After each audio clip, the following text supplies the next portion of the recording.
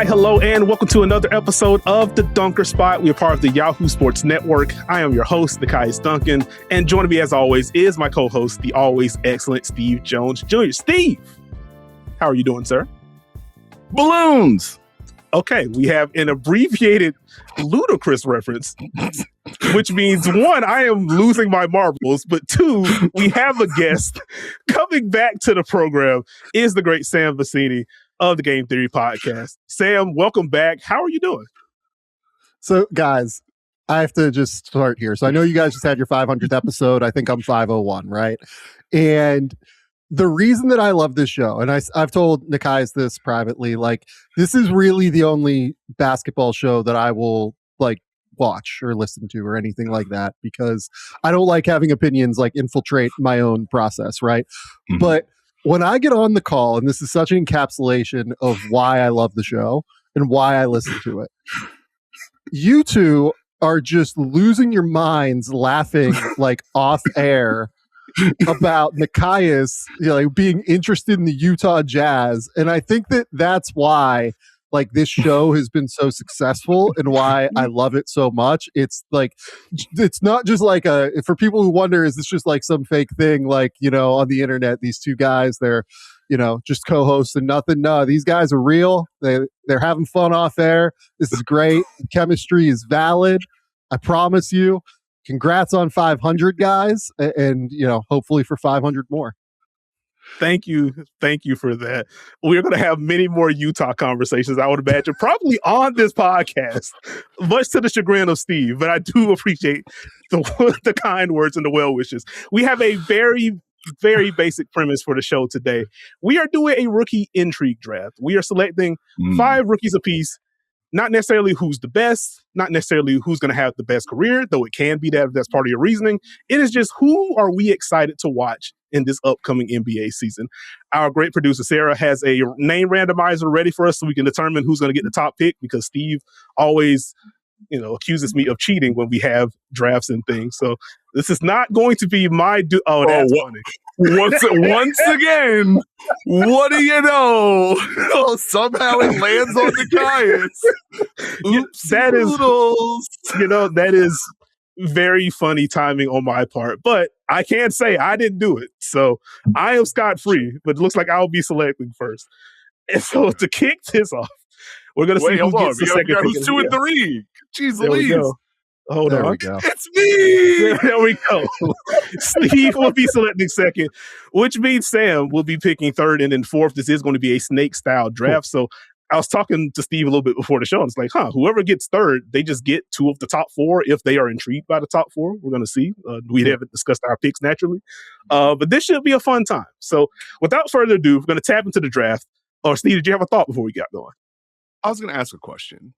Okay. Because I think all of us view young talent a little bit differently. What makes you intrigued by a prospect? And I wanted to ask Sam, especially as you watch them in college, kind of see a little taste in summer league, and you watch them going forward. What intrigues you about that transition? Yeah, it's interesting. Like the way, so I'll just kind of give a filter. Who are the guys I'm most interested in watching as rookies? Because as you guys know, development isn't always linear, right? Mm-hmm. These guys take different tracks to be able to become the players that they're going to be. And, for instance, a player that I have a little bit lower on my list to watch as a rookie is Cam Boozer. I just kind of know what that's going to look like.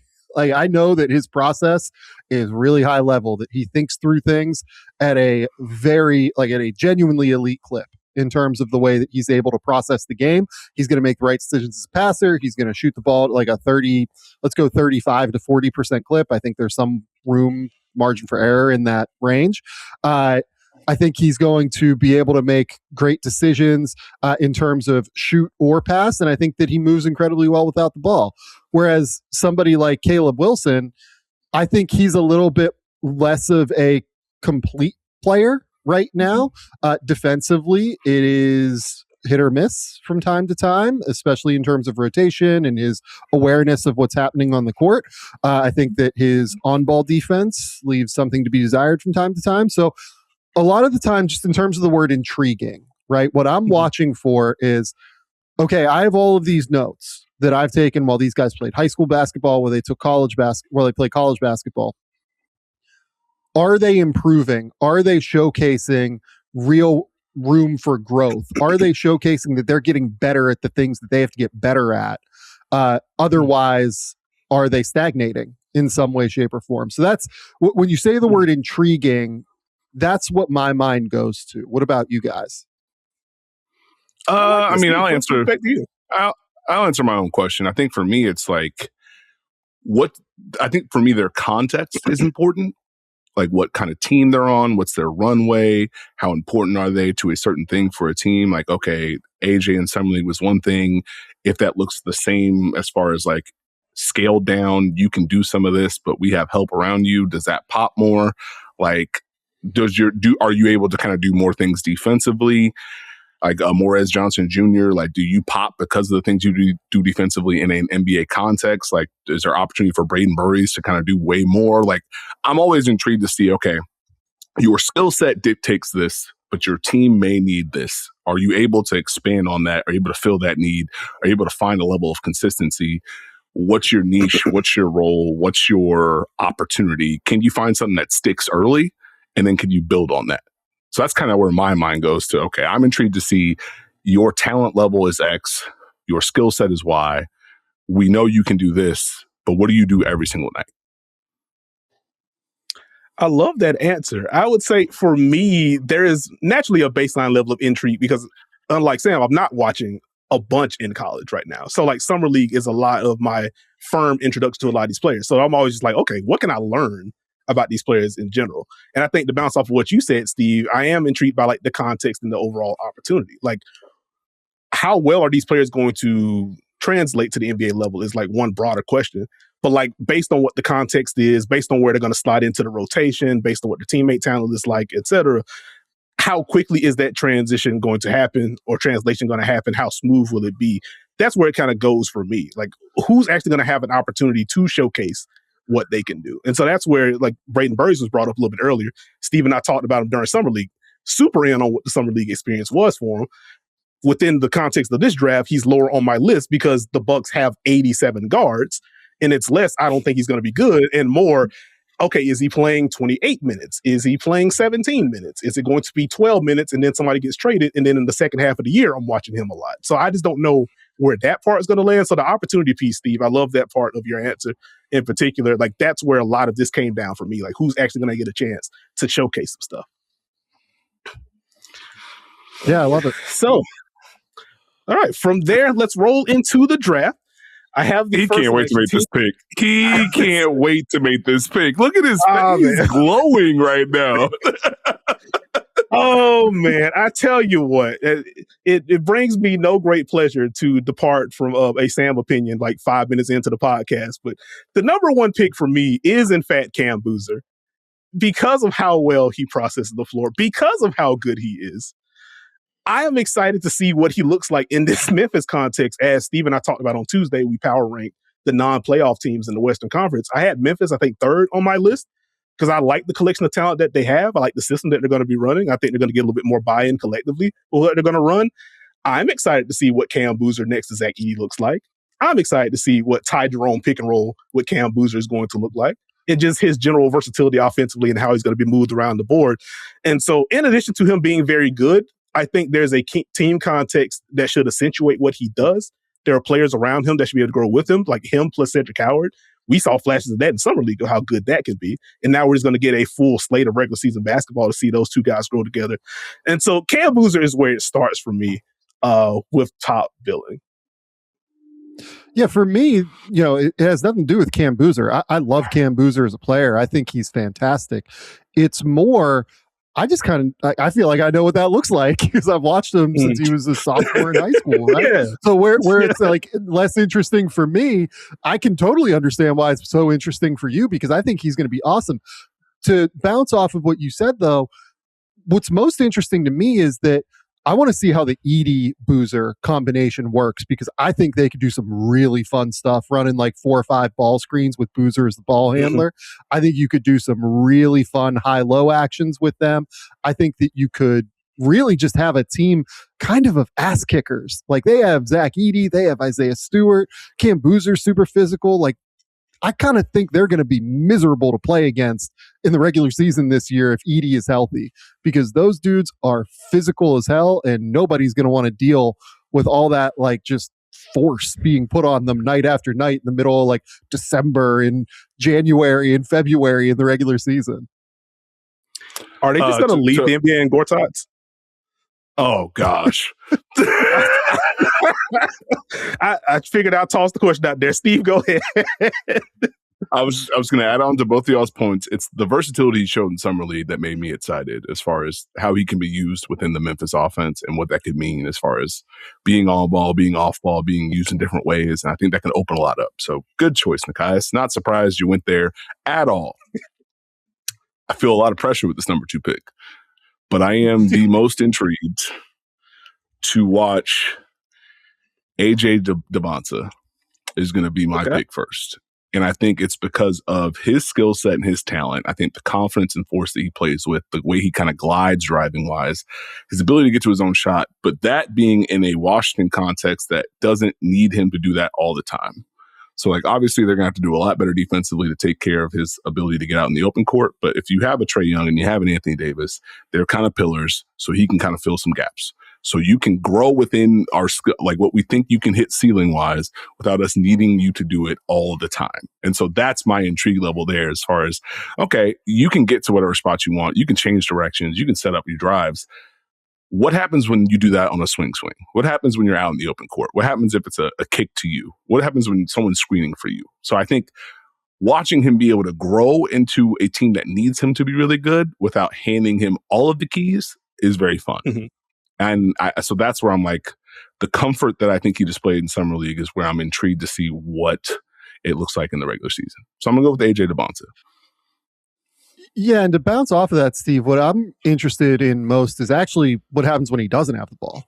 You know what I mean? Because this is a situation, like you said, with Trae Young, where he's not going to have the ball every single time down the court. That's just not the reality of what he's going to be asked to do.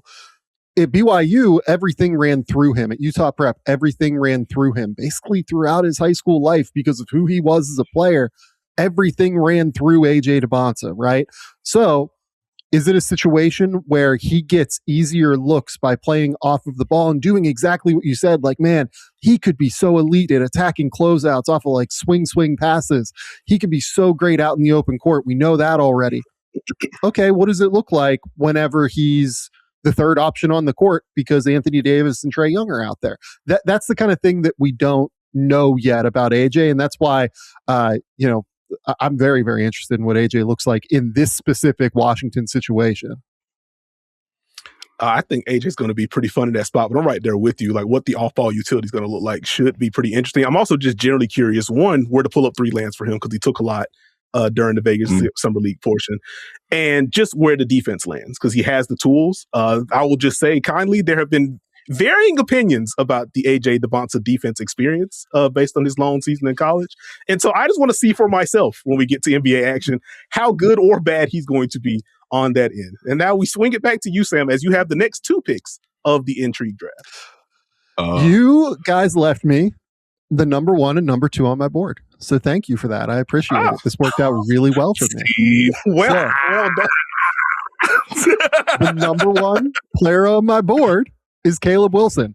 I am fascinated to see what Caleb Wilson looks like this year because, man, when he's rolling, it is a downhill force of just power and explosiveness. On top of that, if we're talking that he can shoot now, like we saw at Summer League, sort of, there was a game there against Memphis where it looked absolutely phenomenal. His last game, it looked okay, I would say. I think he made like 2 of 8 or something like that. If he can actually take and make pull-up threes and have that kind of gravity, I think he's got a real shot to be the best player in this draft. Like, I feel very interested in that upside. If he still doesn't have that necessarily, I'm curious to see how everything else kind of goes. He's going to average, just if Chicago continues to play an up-tempo scheme. Billy Donovan obviously not there, but it did feel like they found some success playing up-tempo in the way that they wanted to last year. And on top of that, if they're able to utilize like Josh Giddey getting out in transition to find Caleb, I think he's going to average like 19 and 9 or something this year. Like he's going to average big numbers just because he's going to play 30 minutes a night, I would imagine. Like I think he's probably the guy that has even more so than AJ DeBonsa, like a really clear path to super high level production along with Cam Boozer and Nekias. So I'm fascinated to watch Caleb Wilson. More than anything, I'm really interested to watch him on defense because I think people got really excited about everything that we saw at Summer League with the block shots and everything you saw there. The recovery ability. The recovery ability is elite. There's no doubt about that. It's what happens before you have to get into recovery that I think sometimes can be very, very questionable with Caleb Wilson. I guess the one question I'll toss your way, as Chicago is starting to stock up on like 6'8", 6'9" athletic wings, like, do you think they will be able to find minutes for everyone within this group? Or do you feel like someone's going to end up getting the short end of the stick as they try to build this out?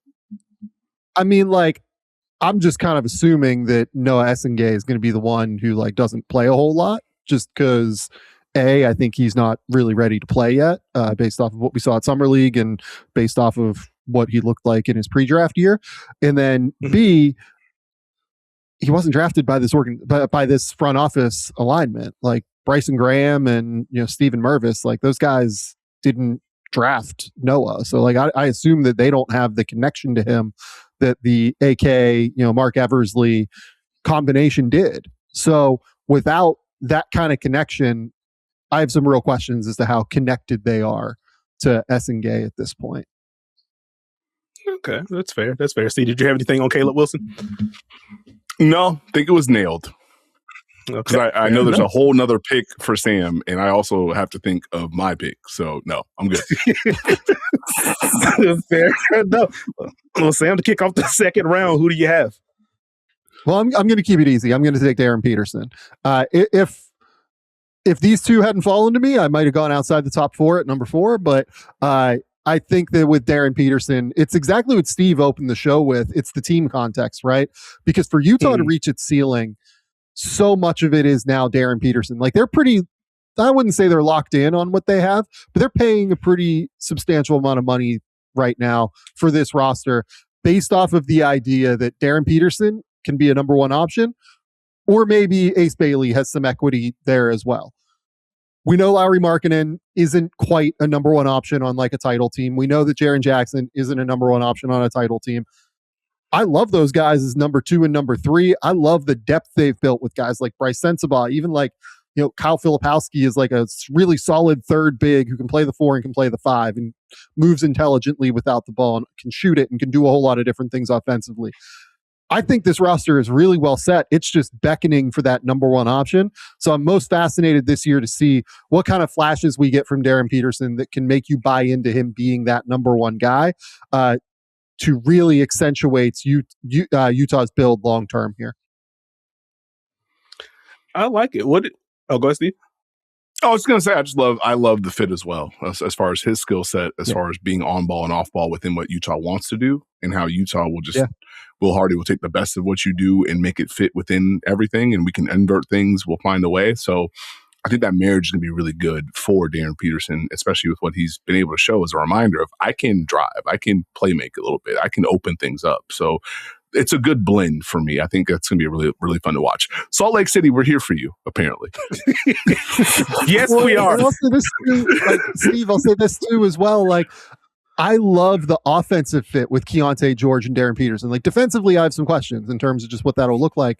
But offensively, I think those two within this offense under Will Hardy, the ability to now have like 2 guys who can play both on and off the ball, I think is so essential for what Utah is building. And I'm really, really excited to see how Will Hardy utilizes those 2 as well. I'm right there with you. I will save my Utah thoughts. So I've given enough this week. I want to make sure I keep Steve as a co-host for the next 500 episodes. So, Steve, you are up.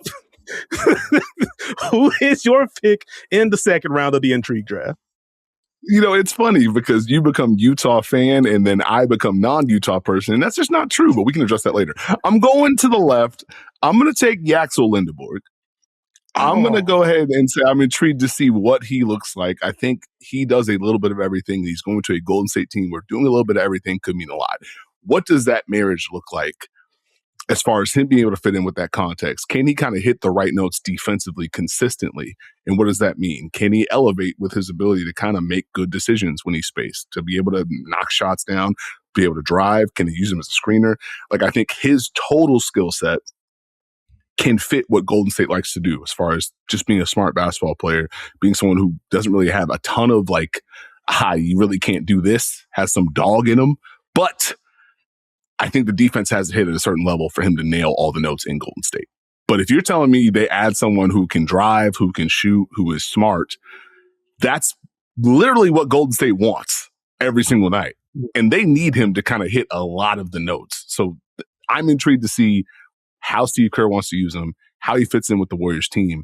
But I think his skill set, in theory, and obviously, having played a lot of college basketball, he should be ready to contribute at a high level. So I'm intrigued to see if he can help push the Warriors back into a different direction. Yeah, I love Yax. I had him as a top 10 guy in the class. I think that he is ready to go from day one. We saw it at Summer League. He won MVP of Summer League. And I thought it was rightful, to be honest. I thought that he did an amazing job of he has this skills that is so special in terms of he can both be the guy at times, like in college, but also he was really happy to kind of sink back at times too and be like, okay, you need me to guard the opposing team's best perimeter player? I'll do that. You need me to, just kind of be the connective tissue guy who makes quick swing passes and makes quick decisions? I'll do all that too. Like, I'm really comfortable within my own skin as a basketball player. I'm glad you brought up the defense, Steve. I thought that he was messier on defense in Summer League than what I expected. How much of that was new scheme, just coming back from a pre-draft process that can be somewhat grueling, who knows, right? Like, there are 45 different reasons. I totally agree with you that I think the defense is such a critical part of his evaluation. I would expect that he'll be quite good on defense based off of what we saw at Michigan this year and what we saw at UAB.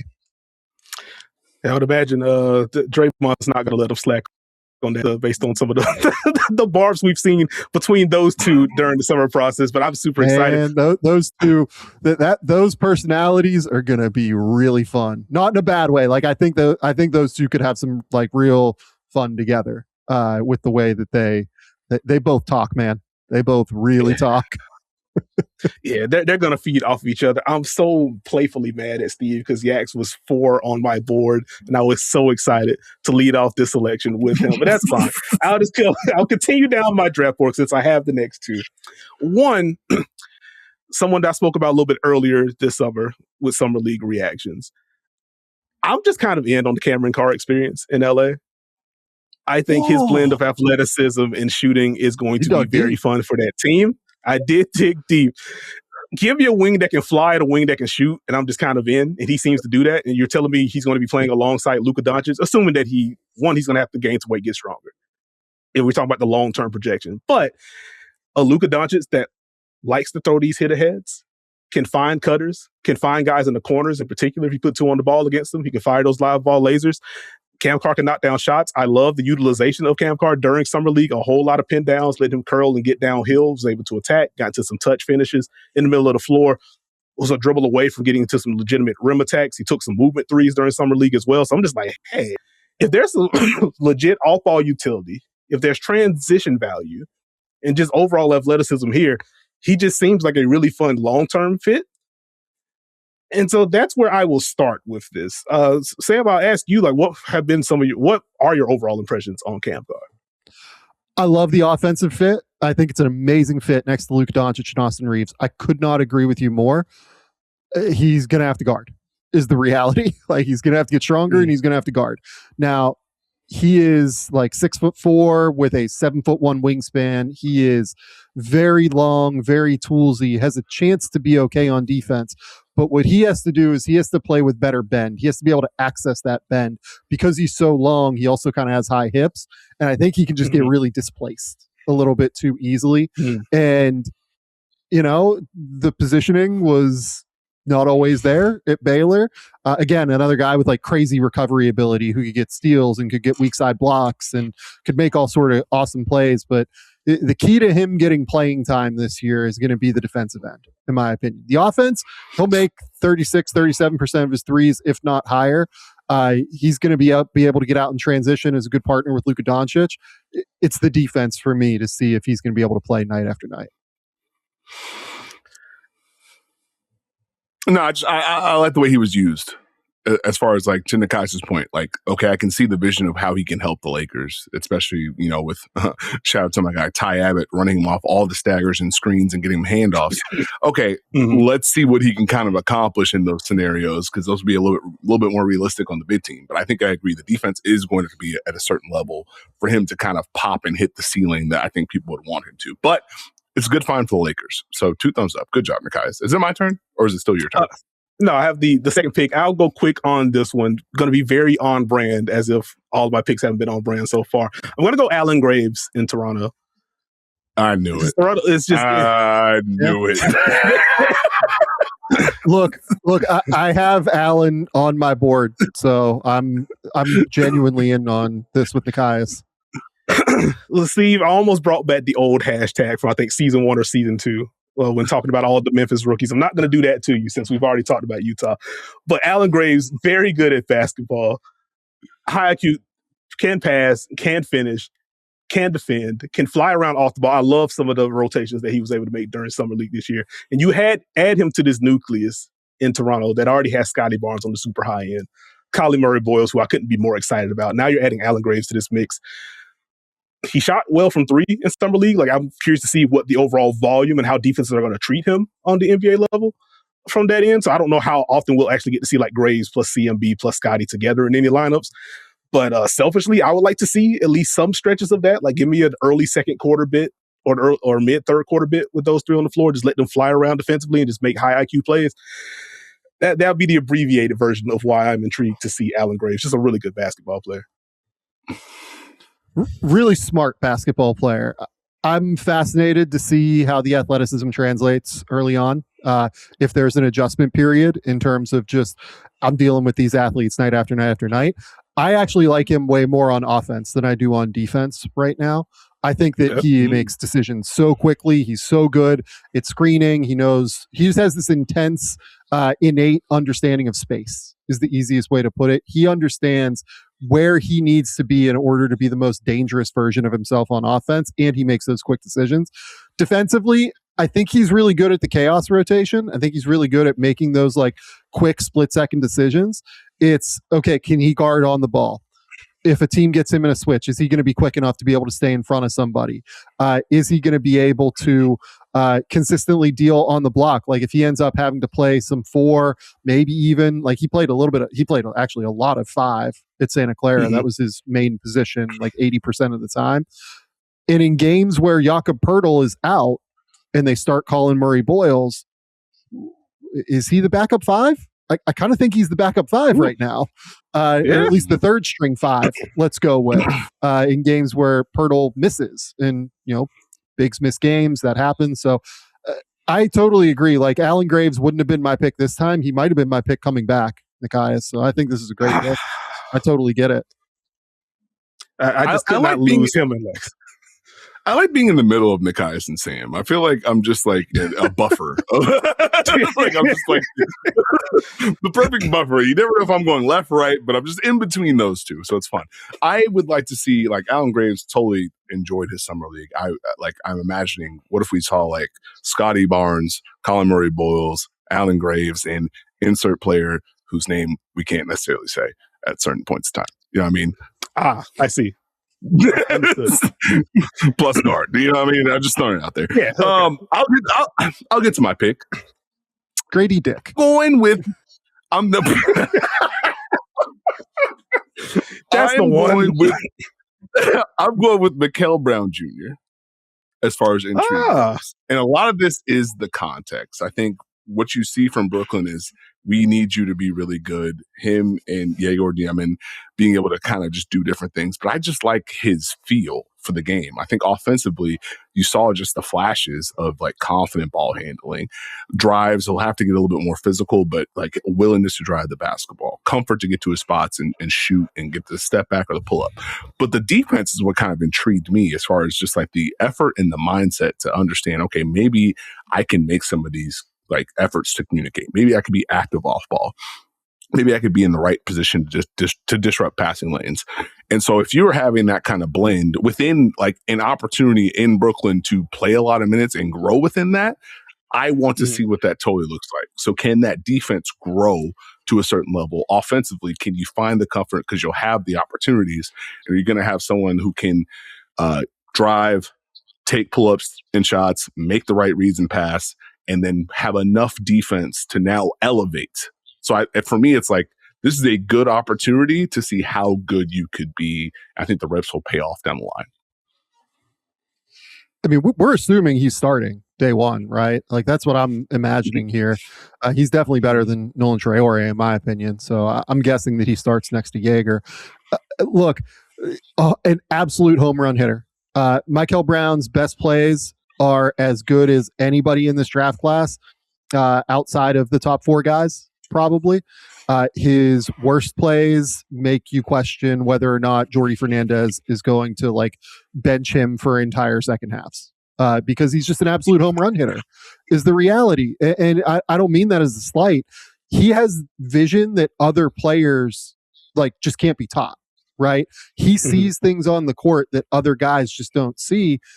And sometimes it works, sometimes it doesn't. And I think the key for him throughout his rookie season is finding the right balance of, oh my God, like I'm Bartolo Colon swinging for the fences here versus, oh no, I'm Bartolo Colon, trying to hit a home run and my helmet flies off of my head and I'm, on my knee in the batter's box having missed the ball, right? So it's a big blend of I need to figure out what my limits are, but also try to expand what those limits can be, right? Because I think that he has that ability. He's a genuinely special talent.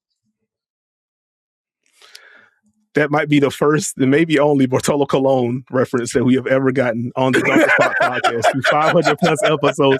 I am so impressed, and I'm not even a baseball guy. I am so impressed how we pulled that one together. The only thing I'll add was just going back through some of my notes from Summer League when we talked about them. And I think there was the Kings game where they consistently put two on the ball because they just put two on the ball against everyone. And some of the passing reads he was making, I was like, yeah, I think I'm going to like this guy. I'm already going to be watching a bunch of Nets games anyway because that's just who I am. But I was like, okay, if he's got some passing juice like this, if he's got some pick and roll craft, I'm going to have a lot more fun watching Brooklyn this year. Or at the very least, I hope I'm going to have a lot more fun watching Brooklyn this year. All right, so I got back-to-back picks here. All right, so first I'm gonna go Keaton Wagler, and I think people just like way overreacted to Keaton Wagler's first summer league game. He figured things out so quickly at summer league in terms of just, all right, I'm gonna get blitzed on the ball. Like he got Emmanuel Sharp is what happened. Emmanuel Sharp is an absolute dog on defense. He's a monster on that end. He is going to make life miserable for everybody.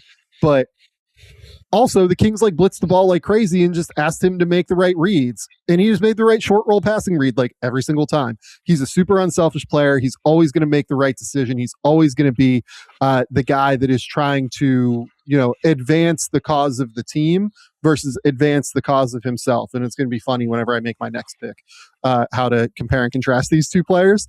But I think that with Keaton, where I'm fascinated is, okay, can he get by guys? Can he consistently find his way past players whenever he doesn't have a ball screen? Or does he need a ball screen all the time?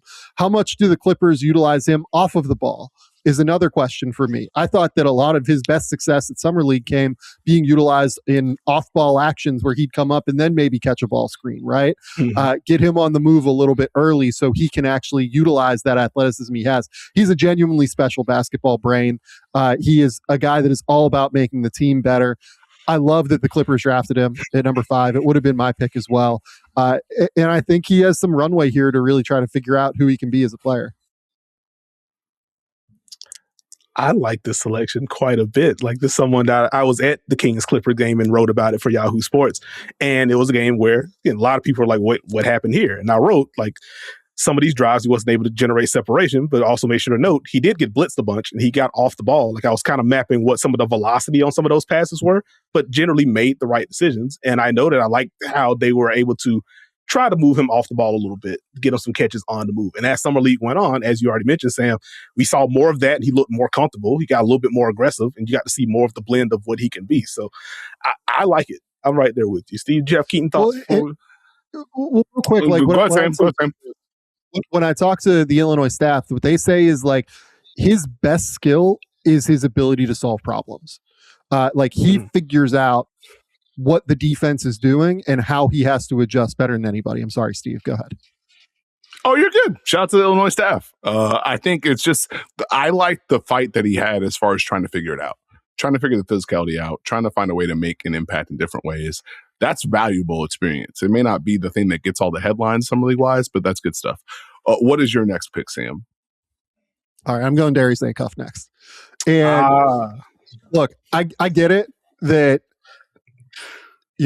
look, sometimes with Darius, it doesn't always come at the expense of great offense for the team, right? But man, I think he can create shots. I think he can get real ball screen, reps where he's able to get into that mid-range area and knock down shots. Now, I thought at Summer League, I don't know if it was just him pressing or whatever, and I think this got better as he played like game 2, game 3, game 4 at Summer League. But man, it was just way too geared toward the shot, right? What I really liked about Acuff at Arkansas this year was I hated watching him in high school. Like, genuinely might have been my least favorite high school player to watch in that class, right? And what he did at Arkansas was he figured out the blend of shooting and passing at a really high level. And I loved that he figured that out, right? Like, that's when I say, how I opened this show. All right, are we showing growth in the areas that we need to show growth in, right? And I thought that Darius showed so much growth this year at Arkansas in terms of, all right, I'm playing with good players around me. I can throw this lob on a backside cut. I can hit this short roll pass. I can consistently make the right read. Instead at Summer League, I think he geared it a little bit too much toward trying to be the guy. I would just love to see him, hopefully, as he starts to play with guys like Zach LaVine, guys like Domantas Sabonis, Max Reynaud, Nick Clifford, whoever else you want to call out. Emmanuel Sharp, I think, is going to play real minutes on this team, if you made me guess. Like, can he consistently moderate that jump shot versus the pass and make more consistent reads that sometimes aren't always going to lead to an assist, but they're going to get you the hockey assist, right? To be able to get the offense more flowing. Sam went back to back on people that I wanted to select. I want to add this on Acuff. I think that I enjoyed that he found comfort and patience as Summer League went on. And you mentioned Domantas Sabonis. I feel like that will help him overall. As far as you don't necessarily have to create a lot of these. I can play with you. We can develop a chemistry. And now you can leverage that scoring ability and make some of these reads more comfortably. So I think he's in a good opportunity to have taken a hit, but also find a way to digest it and get back to what I do without, and being in a context where, yes, you need me to do this, but I don't have to do every single play. So I think maybe that can be bottled up into a good thing for Sacramento. Well, and Steve, to that point too, what I think is really fun about Acuff with this fit with Sabonis is, man, Arkansas had so much success this year playing him off of the ball, starting him off of the ball, and then having him run off of different actions, having him run off of different screens. Man, you can put the ball in high to Sabonis at the top of the key and have Acuff running off of all sorts of different actions, get into zoom actions, whatever you want to run. And I think he can have some really fun, creative offensive opportunities with Sabonis particularly. I'll just say very quickly before Steve, you make your pick. Sam, you probably have a better handle on this as you talk to a lot of different people. But one of my favorite moments of Summer League was, I can't remember after which game it was, but Darius Acuff's given the post-game interview, and he's like, yeah, I just didn't shoot well enough. we got the win, but I got to play better. Just like that kind of self-awareness, that kind of criticism in a way. And it's like, okay, I would be a little worried if he didn't see some of this stuff. And it kind of bounces off your point about him kind of altering his approach from high school to college. So I guess we'll see how he's able to continue to develop from there. Yeah, I think he has the self-awareness. I'm not worried about the self-awareness. It is a willingness to implement those things sometimes. Like, I talk to people pre-draft to talk to him, and he would like really acknowledge, like, yeah, I was terrible on defense at Arkansas. Like, yeah, I didn't guard well enough at Arkansas. And then they'd ask him, like, well, like, what are you going to do to change that? And he like really talked, I guess, about like trying to, he really takes pride in his one-on-one matchup, but doesn't always consistently, give as much attention to the off-ball side of the defensive court. And I mean, at that size, there's just no margin for error off of the ball defensively. So is he going to be able to consistently implement the knowledge that he has no margin for error? Or is he going to kind of fall back in a different way? We'll see. I'm fascinated to find out. And that's what the intrigue is for. Steve, your selection. Morez Johnson Jr. The beauty of being sandwiched in between Nekias and Sam is sometimes you can wreck a draft, sometimes you can pivot, or you can just touch into your soul and believe in what you believe in. So I'm believing in the defense of potential of Morez Johnson Jr. And so like I think reps are going to be important for him. I think the activity is something that stands out from the jump. And so being able to have someone who's active, can defend multiple positions, is able to rotate on time, on target, that's something you can build on early and kind of just continue to build on. And I think the drives that he showcased in Summer League were really important. I think within the Dallas context, how good can he be on either end of the floor? Like offensively, defensively, what does that do to their lineup structure? Who can he play with? Like, I think there's a lot of things to play around with. But if you give me the dog mentality, the consistent activity, if he can grow into someone who can switch and defend a lot of different positions, if he can nail some of the weak side rotations, I think that's someone that I want to watch and see, okay, what does your growth process look like? What things are you adding every single night? Because I think I made the mistake with Colin Murray-Boyles and not understanding how significant that defensive impact would be as he grew into different things offensively. So can Morez kind of hit that track as far as I'm going to do X, Y, and Z defensively? You can count on this, and then we can use me on the other end. So I'm going there. I love it. I absolutely love it. I am a huge Morez Johnson fan. Was my top big in the class at the end of the day. I think he is. Look, you talk to the Michigan staff, and they would just tell you, man, he was our barometer every single day. If our guys were like dragging ass for whatever reason, or we needed somebody to like kind of light a fire every day in practice, it was him. And it was Will Cheddar, their senior, but like it was really him at the end of the day that was able to do it. And now with Dusty May there, you would expect that that's going to be able to continue at the end of, like, he's going to be able to bring that intensity every single day in practice to the extent that you can during a grueling NBA season, at least. But I'm a big Morez Johnson guy. I'm a total believer in his mentality, the professionalism that he brings to the table, the attitude, on top of being just really smart rotationally, like you said, Steve. I love that selection. I would just quickly say, like, Warriors Mavericks during Summer League was probably my favorite game of the cycle.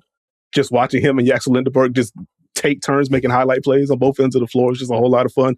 I am excited to watch Morez and Cooper Flagg defend at the same time, and just different forward/wing combinations that the Mavs can get to. We talked about them on Tuesday, so they're still fresh for me. I love the selection for you, Steve. And Nekias, before we move on, like, how does the big situation sort out in Dallas is really fascinating too, because, does Daniel Gafford get moved before the season, or is he on the roster? What does Derek Lively look like? Like, I still have Derek Lively stock. Like, I think if he's healthy, he is a real impact starting caliber center in the NBA. Can you play Lively and Morez Johnson together at times? Like, what does it look like if you play Morez and PJ Washington? Are you a little bit too undersized, or are they just like big and burly enough to make it work? I think there are just so many fascinating roster and lineup constructions at play with Dallas that I think this is a great pick. Yeah. I'm right there with you. Okay, so I get to go back to back to round out my roster. I'm afforded some homer picks, so I'm going to make my homer picks right now. So one, as a UConn guy, I kind of have to go Terrence Reed Jr. Oh, An absolute monster on the offense. Honestly, he just might. Like, I don't know if this is going to be Wemby plays 36 minutes a game during the regular season, in addition to any kind of injuries that might pop up. I think there's going to be some room for him to come in as third or fourth big and just kind of wreck stuff. Yeah. Screen, be used as a hub sometimes. If you want to go drop coverage against San Antonio, if that turns into a late switch ever, Terrace is sealing you underneath the basket. And if the shot goes up, he's probably beating you to the offensive glass. Like, I think there's going to be some real, it wouldn't surprise me if he averages like 10 minutes a game and like his EPM is higher than it should be. And I just get to be disingenuous about it for like a 2-week stretch during the regular season. But I'm excited to see like what he looks like as part of San Antonio's big man rotation. Steve, how do you feel about the EPM discussion? How do you feel about Nekias disingenuously using stats? Preparing for the inevitable is what I do, Sam. That's what I'm prepared to do that. I will say this, Nekias. I am intrigued by the offensive rebounding, and I am intrigued by his ability to be a roller. And can he do enough stuff defensively? Because San Antonio said, look, what happened with our backup big situation? Never again. We're never dealing with that again. So I'm intrigued to see if he can kind of take the steps early on to kind of grab some things. I'll leave the EPM for October 17th when he has an 8 offensive rebound, 16 point plus 19 performance against the Wizards or something. Look, I think that Terrace is like and Alan Graves, Nekias, wittingly or unwittingly doing this is interesting to me. So in terms of like who he's drafted, every team that you talk to, pre-draft, pre-off season, everything like that, they talked about winning the possession battle. And look, I know it's obvious, hey, you want more possessions than the other team, but I think even more right now, there is a serious impetus on trying to win the possession battle. And I know the coach brain in Steve's head is like, mother effer, like, we've been talking about this for years. We got to rebound the ball. Like, what are you guys talking about? But like, when you talk to front office people, it's like, man, like rebounding and getting second chance offensive rebounds is really important right now. Trying to find a way into creating extra opportunities to score the basketball or killing other teams from getting extra opportunities. Like a huge part of, how Boston is successful is they pick up the low hanging fruit with 3-point rate and with rebounding. Huge part of why Phoenix is successful was they pick up the low hanging fruit with 3-point rate and offensive rebounding particularly. They're pretty bad on the defensive end. Charlotte as well. 3-point rate, offensive and defensive rebounding. Like, I think those are the three models that people are looking at where they're going, oh man, like these three teams from a talent perspective probably exceeded their talent last year basically by picking up this low-hanging fruit. And I think that to tie it back to what this pick was, Terrace Reed kind of exemplifies that in some way, shape, or form to me because of the ability to crash the offensive and defensive glass. Very glad that we got some possession talk on this here podcast. We got the full blend on this episode of the Dunker Spot. Last one for me as I'm sticking with the Homer theme. I'm going to the second round, going Ryan Conwell, because I am fascinated by Miami's guard room just in general. How that rotation is going to shake out. Eric Spoelstra has not been shy finding second round picks, undrafted guys. If you can knock down threes, if you can defend well enough, if you can just slot into whatever the system is going to be defensively, if we're going to be an aggressive group, a switching group, multiple zone looks, etc. If you can do that, there's going to be playing time for you. Ryan Conwell, if he can't do anything else, he will shoot the leather off the ball, do so with volume, and he's going to compete defensively at the very least. And so I cap out my draft with that because I think there's real opportunity for him to become an important backup guard for them because of the skill set that he possesses. You just wanted to go there before Sam goes. You wanted to go there. You had people that you could have taken that I know you want to take. It's fine. Go ahead, Sam. I think there's a chance he carves out some time just because of what this backcourt situation looks like. But I think we're looking at a deal where it's like Davion Mitchell's pretty firmly ahead of him. Tim Hardaway Jr. pretty firmly ahead of him. Look, if Drew Smith is healthy, I think Drew Smith is going to play ahead of Ryan Conwell because I think Drew Smith is a really good basketball player who makes good decisions and can really guard on that end. And then obviously Pele Larson, I think, would be ahead of him as well. So like, I don't. Yeah, look, he might just be such a good shooter that he ends up earning the time, but I would guess he will play some amount of minutes this year. Some amount of me. Listen. I respect a letdown of a disagreement. That is fine with me. Because this could have went the other way. So I appreciate the softness in which both of you handled me with my Ryan Conwell pick. But I'm sticking with it. That's how I go. Steve, your selection. Yeah, I've lived through the KZ Akpala era. I understand what you're doing here. It's fine. I get it. I understand. My final pick, give me Kingston Flemings. I don't know how many minutes he ends up getting, but I like his mindset. Lightning quick, but I just liked watching him in Summer League and him deciding I would like to just do point guard things. If I drive and I see help, maybe I'll finish, but I'll also make the right play. I'll get it out of there. I'll get off the ball. Defensively, I am willing to switch on anyone.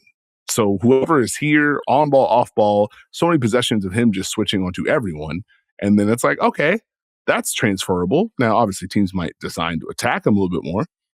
And they'll have to kind of be more consistent as far as like finishing and deciding when to shoot. It felt like this Summer League, he had a mindset to, I need to make the right reads, make the right plays, play defense, play hard. I like that mentality in Atlanta.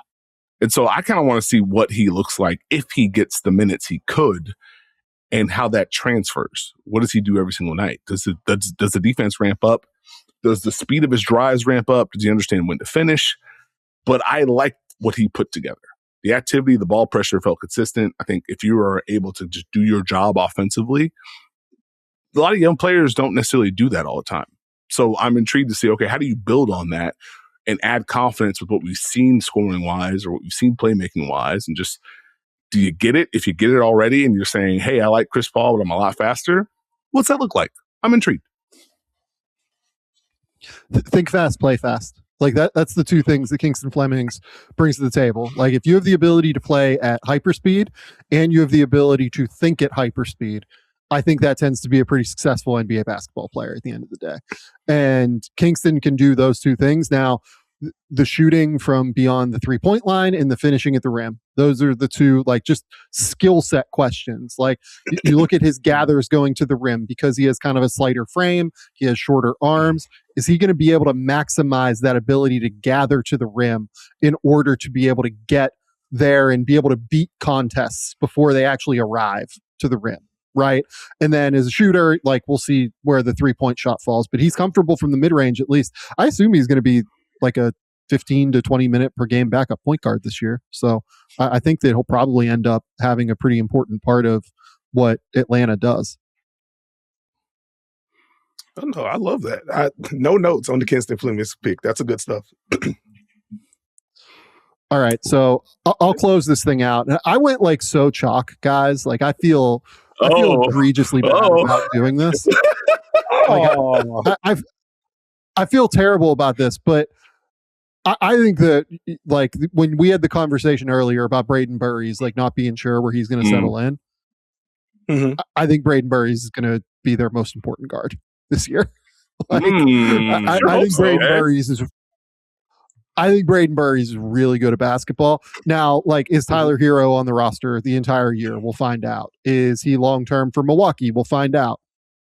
But, man, I think Braden Burries is a terrific defender. I think he's a very confident, aggressive scorer who has a real 3-level scoring game. He can get all the way to the rim and score. He has a well-developed floater game. He can certainly shoot from 3. He can play both on and off of the ball consistently. He's kind of a coach's dream as a rookie, at least, in terms of he can just kind of do a little bit of everything and makes the right decisions. He's aggressive without overstaying his welcome on the ball is the big thing for me. Like that. He's never going to over dribble and try to overdo anything, but he's going to be aggressive. And if a lane presents itself, he's going to score at the end of the day. So, look, I love Ryan Rollins too. I have questions as to whether or not Ryan Rollins is going to be on this team the whole way because they can't extend him and he's an unrestricted free agent at the end of the year, right? So just contractually, it might make sense if he's not a guy that they're going to keep long-term, or if they feel like they have to overpay to keep him long-term, it might make sense to explore that, in my opinion. So, we could be looking at a circumstance come January, February, where Braden Burries is kind of pushed Tyler Hero and Ryan Rollins a little bit to where the Bucks have to make a decision on one of those two guys and end up moving one of them. I think Burries is that good. I'm a big fan of what he can bring to the table. 10 out of 10, no numbers for me. Yeah, like I enjoyed, first time I watched him, we got to one of those step backs. I was like, oh, he created like 6 feet of space. I'm in. That's all I needed to see. That's where you got into the drives and some of the playmaking flashes in the defense, as you mentioned. That's very well done. Very well done. So before we get out of here, I guess I'll start with you, Steve. Any honorable mentions? Anybody you want to shout out that you thought about picking very heavily, but you decided to get someone else, or just anyone we haven't said on the podcast yet that you want to give a quick nod to that you're interested to see? I was so locked into the draft, I thought Sam had another pick. I don't. I was sitting here ready to fight. Six man, go! No. LeBaron Philon?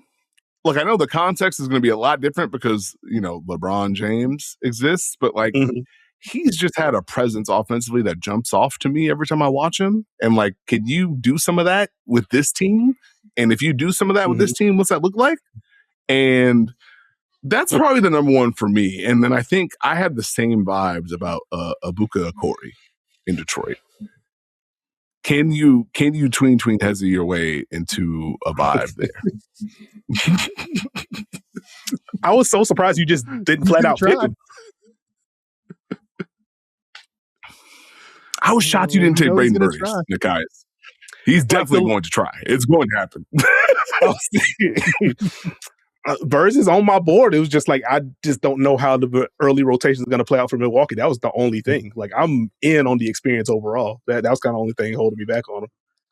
I think he's too good not to play at the end of the day. I just really do. I mean, what are you really? I know they just gave Gary Trent $64 million, but you really going to play did they? Gary Trent over Braden Burries? Not a good sign necessarily. You just gave your guys $64 million, and I'm like, well, you can't play him over Braden Burries, right? But regardless, two other guys or maybe a few other guys I'll bring up. So the Malik Thomas Summer League experience, certainly, I don't know that it took me by surprise. It took me by surprise how successful he was. But the thing with Malik is he's a real ball watcher on defense, and he is a interesting decision maker on offense, let's go with. And Summer League is the kind of situation that really accentuates guys like Malik Thomas sometimes. But is he just so good that they have to play him? Is that the reality, that he just ends up being such a good scorer and such a dynamic playmaker that he ends up earning a spot on a real, an Eastern Conference team that deigns itself as a contender? Maybe. Emmanuel Sharp, I just love Emmanuel Sharp. I think he's going to play in Sacramento. He guards, he's physical, he shoots. Sergio De La Reyna, I thought was really interesting at Summer League with the passing and playmaking. I think he's probably the backup pseudo point guard in Dallas right now. Can he consistently make decisions with higher level athletes coming at him all of the time is a real question. And then the last one for me would be Hans Steinbach. I think Steinbach is just really good. Now that's one where I don't know if he's going to get a whole lot of playing time because he has both Moussa Diabate and Ryan Kalkbrenner ahead of him. But I think Steinbach has unbelievable hands. I think he's the best offensive big of that trio right now without any further development because of his ability to play in short rolls, his finishing ability. He can shoot a little bit from three. He is just a real sharp decision maker and offensive player who just understands space at a high level and has touch. Are there moments where they're just all right, we're going to just kind of let him loose on offense and kind of see what it looks like? Well, there we go. Well, you pretty much cleaned up my list. The only person that you didn't mention was Adai Mata from OKC. Just that's a lot of size, and that is a tall man that can pass the basketball as well. Just how much playing time does he get behind Isaiah Hartenstein? Yeah. Just what kind of trust do they give him? But everyone else, you pretty much cleaned up. So last question before we get out of here, Sam. What do you have coming up? What are you working on? Where can the people find you? Good question. Sturts was the other guy that I had too, so I'm glad you brought up the OKC guys, because I assume Sturts just brings what they missed in the playoffs. Right now, they're going to get back Jalen Williams and AJ Mitchell and everything like that. But Sturts' ability to handle ball and shoot, I think, will be really important for them if they suffer more injuries, especially without Aaron Wiggins, Lou Dort, and Isaiah Joe around now too. Yeah, what do I have coming up? I don't know. Good question. Just go follow the Game Theory podcast. That's easiest way to explain it. Like, go follow the Game Theory podcast. We will have some stuff coming here. I will probably have some stuff coming at the Athletic. Don't have anything planned right now. It's the off season, guys, but I'll have something coming at some point. Game Theory will be going strong, and that's what's going on. So thanks for having me on. Thank you for rocking with us, Sam. We appreciate you. Hopefully more Sporkle. That's what we need from you during the off season. Hey, but I'm having fun. There we go. I might. Out. So like, I've done 2 of those. There's a third one coming. I've gotten really close to drilling an entire draft. Like, I've gotten really close. I missed today on the one. I missed Kalitzakis at 60. From what was that, 2021? I was so mad. Thanks, I couldn't believe that I've missed the Greek legend that was repped by the same agent as Giannis. See, that's the kind of thing that I just cannot do, because I'd be mad at myself and I just wouldn't be able to get over it. So I just gotta stay away. For some of those exercises. It's so much fun. No, first thing I do in the morning, find a new Sporkle quiz, test the brain out, keep it warm. There you go. Mine is always just a random, like, okay, Nekias, you're going to name 12 players on every team in the league to keep the brain sharp and keep up with transactions and stuff like that. Outside of that, like, I get mad at myself. But thank you, Sam, again for rocking with us. We're going to take a break from here. And when we return, we shift to the W section. We're going to have a lot of fun bouncing around the league. Please stay tuned.